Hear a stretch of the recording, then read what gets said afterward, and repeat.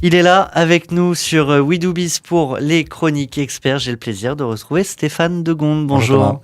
Stéphane Degonde, avec vous, on fait le tour des risques qui peuvent se poser pour l'entrepreneur. Aujourd'hui, on part en terre inconnue. Quels sont les risques, justement ? Le principe de la terre inconnue, c'est cette idée qu'ont beaucoup de gens qui travaillent dans les secteurs que l'herbe sera peut-être plus verte ailleurs. Donc avec ce sentiment aussi de peut-être une plus grande facilité à explorer un territoire nouveau. C'est aussi une façon de satisfaire une curiosité. Il y a beaucoup de fantasmes associés à cette exploration de nouveaux territoires. C'est-à-dire qu'on est entrepreneur, on rencontre plein d'entrepreneurs, on se dit tiens, eux réussissent mieux dans tel secteur, il y a peut-être des choses à faire. C'est l'idée que ce qu'on a nous suffit pas ? Oui, c'est l'idée en fait qu'on a peut-être fait un peu le tour du secteur dans lequel on opérait et que finalement tout a été déjà exploré. Pourquoi ? Parce que comme on a une très bonne connaissance de ce secteur, on sait exactement les choses qui fonctionnent, les choses qui ne fonctionnent pas. Et quand on explore ailleurs, on a peut-être une tendance à voir de façon très positive le potentiel de ce secteur justement qu'on ne connaît pas ou maîtrise pas.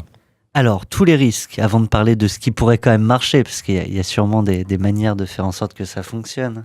Le principal risque pour moi, c'est celui du temps long de l'apprentissage. C'est-à-dire que quand on va dans un territoire totalement inconnu, comme on l'évoque, de façon un peu imagée, il va y avoir une connaissance nécessaire des us, des pratiques, des coutumes, des réseaux aussi. Parce que quand on arrive dans ce territoire un peu neuf, on n'a pas les bonnes connexions. Et quand on n'a pas les bonnes connexions, on n'est pas un relais d'informations. Donc l'enjeu de l'entrepreneur va être d'être un destinataire d'informations clés, ces informations qui permettront finalement de créer une activité dans de très bonnes conditions.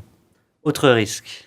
Un autre risque, c'est sans doute sous-estimer les barrières à l'entrée. On a un côté très naïf quand on arrive dans ce territoire neuf et on occulte finalement toutes les difficultés qu'ont peut-être exploré les autres d'ailleurs.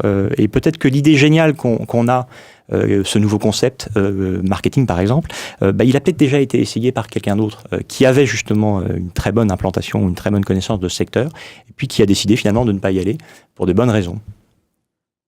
Il y a aussi la possibilité de se tromper de business model, comme on ne connaît pas.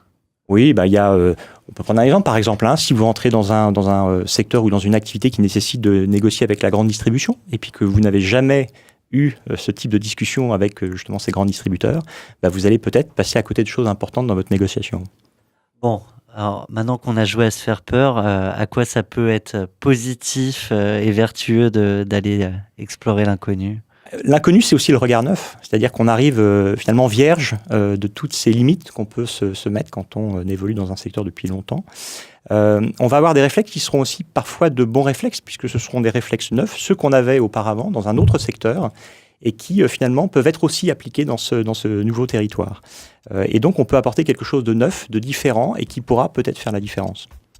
Eh bien merci Stéphane Degonde, et quant à moi je propose aux entrepreneurs de partir sur de nouvelles chroniques inconnues toujours sur We Do Biz. Merci. Merci Thomas.